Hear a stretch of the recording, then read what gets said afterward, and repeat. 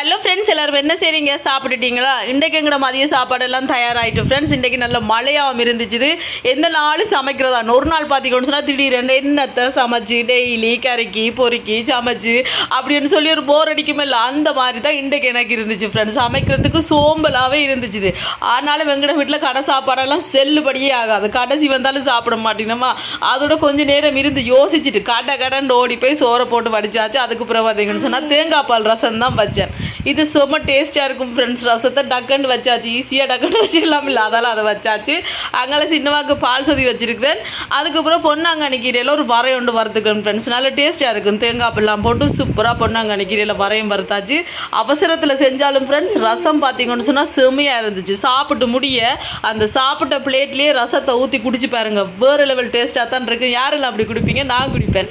Okay friends, video பிடிச்சிருந்தா மறக்காம சேனலை சப்ஸ்கிரைப் பண்ணுங்கள்.